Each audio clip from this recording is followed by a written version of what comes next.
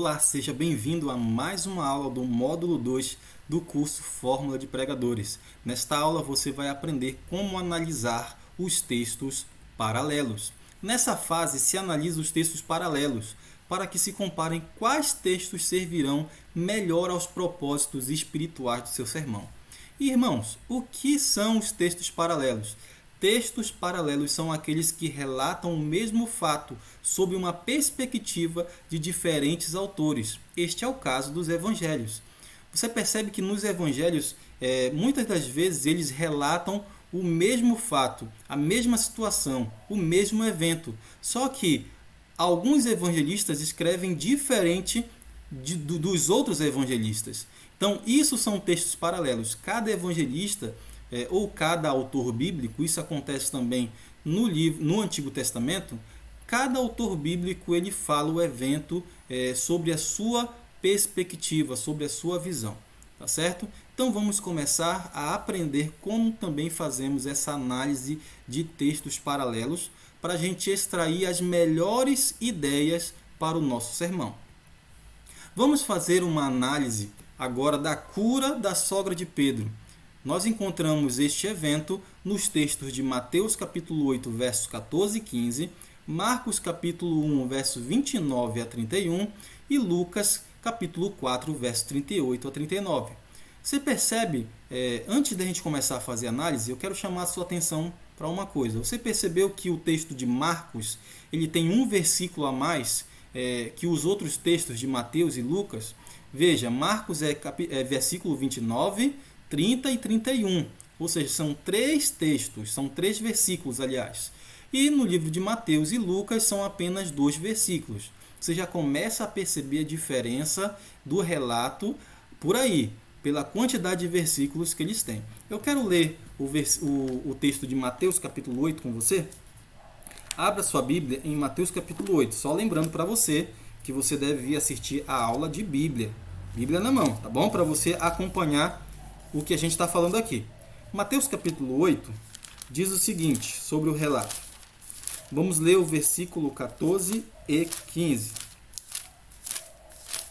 Mateus 8, versículo 14 e versículo 15 diz assim: Tendo Jesus chegado à casa de Pedro, viu a sogra deste acamada e ardendo em febre.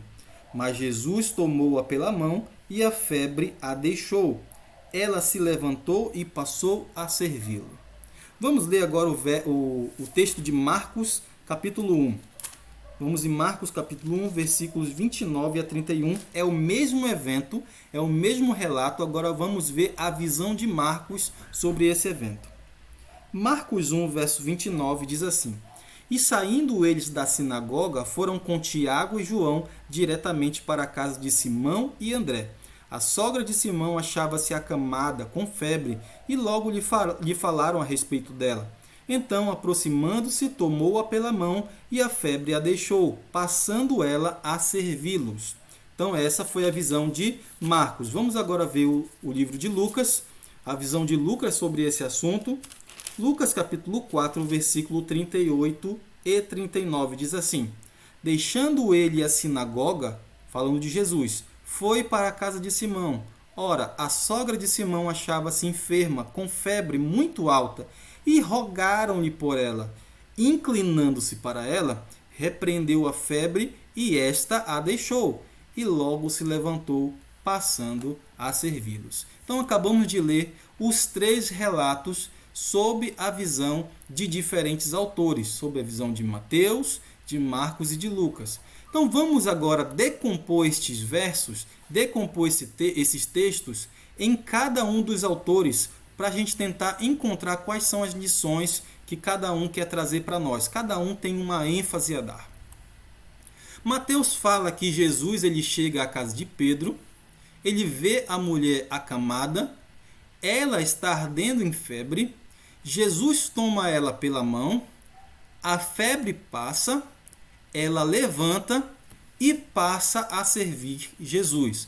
Resumindo o relato de Mateus, nós temos essas sentenças. Vamos ver agora o que Marcos fala. Lembra lá o que Marcos ele tem um versículo a mais, então nós temos mais sentenças. Marcos diz que Jesus e os discípulos estavam saindo da sinagoga. Eles estavam vindo da sinagoga. A casa era de Pedro e André. Lá em Mateus, Mateus fala que era somente a casa de Pedro. Aqui Marcos coloca para nós que era a casa de Pedro e André. Eles eram irmãos. A mulher estava acamada, Mateus fala a mesma coisa. Ela estava com febre, Mateus também fala a mesma coisa. Só que agora Marcos coloca uma informação a mais. Falaram dela para Jesus, ou seja, pediram para Jesus alguma coisa. Jesus se aproxima. Lá no relato de Mateus, nós não temos essa parte em que Jesus se aproxima. Agora Marcos ele fala, Jesus ele se aproximou da mulher. Tomou ela pela mão, a febre passou, e agora, ao invés dela servir somente Jesus, como está escrito em Mateus, ela passou a servir Jesus e os discípulos. Que Marcos fala que ela passou a servi-los, e não somente a servi-lo no singular. Então guarde essas informações, vamos continuar a nossa análise. Lucas fala o seguinte, que Jesus sai da sinagoga, ele já não coloca os discípulos junto com Jesus. Ele também fala que Jesus vai para a casa de Pedro, ela estava enferma com febre muito alta, a mulher estava enferma com uma febre muito alta, e agora Lucas coloca um verbo muito importante. As pessoas que estavam na casa, as pessoas que estavam com Jesus, rogaram pela mulher. Ou seja, intercederam por aquela mulher doente. Jesus repreendeu a febre. Aqui Lucas ele coloca que Jesus repreende a febre. Não somente toma ela pela mão, mas ele vai e repreende a febre. A febre passa, a mulher se levanta e ela passa a servir a todos. Que grandes informações nós temos aqui no relato de Lucas também. Vamos continuar a nossa análise. Veja que cada evangelista ele ressalta algo sob a sua perspectiva. Cada evangelista ele tem um objetivo com o relato e é enfatizar alguma coisa diferente do outro. Então vamos tentar descobrir agora o que cada um gostaria de ter enfatizado em seus relatos. Mateus diz que Jesus tomou a mulher pela mão. Qual é a lição que nós podemos tirar aqui? Logo podemos inferir que nos momentos de maiores dificuldades, Jesus ele nos toma pela mão também.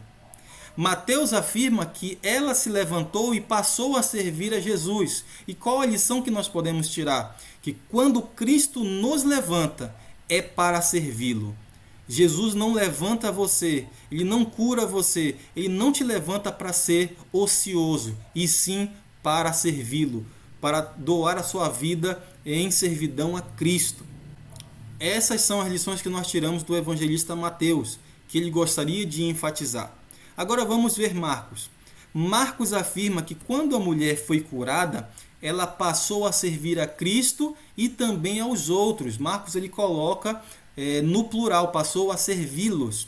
Ou seja, a lição que nós podemos tirar aqui é que quando Cristo nos levanta, é para que sirvamos a Ele e ao nosso próximo. Então, Marcos ele queria dar ênfase que você deve servir a Cristo, mas também que você deve servir ao seu próximo. Amor a Deus e amor ao próximo. E vamos terminar nossa análise agora falando sobre Lucas. Lucas afirma que as pessoas rogaram pela mulher. Primeira lição que nós podemos tirar é que isso demonstra o poder da oração intercessora, irmãos. E a segunda lição é que quando a igreja intercede, Jesus ouve. As pessoas que estavam ali na casa de Pedro intercederam pela mulher e Jesus as atendeu. Jesus as ouviu e curou aquela mulher. Então, quando a igreja intercede, Jesus ouve. E a terceira lição é, queridos, que quando Cristo ouve e nos cura, a pessoa que deve servir, ela deve servir a quem intercedeu por ela. Se a igreja intercede por você, você deve servir a igreja. E uma lição que nós podemos trazer para os nossos dias atuais irmãos, que muitas das vezes existem irmãos que estão passando por alguma dificuldade e a igreja intercede por esse irmão. Muitas das vezes o irmão não sabe quem intercede por eles e quando chega na igreja ainda trata mal aquele irmão, não é verdade? Então, quando a igreja ela intercede por nós, irmãos, nós devemos servir a igreja com tudo o que nós podemos. Essa é a lição que Lucas nos traz, o poder da oração intercessora, porque as pessoas que estavam ali rogaram pela doente, assim como também a igreja muitas das vezes intercede por nós. Então, quando a igreja intercede por nós e nós recebemos uma bênção de Cristo, nós devemos retribuir a igreja servindo a igreja. Amém? Que Deus possa abençoar você. Eu espero que a partir de hoje você possa olhar com mais calma para o texto bíblico, podendo analisá-lo de maneira que possa lhe ajudar a extrair as melhores ideias para o teu sermão. Que Deus te abençoe.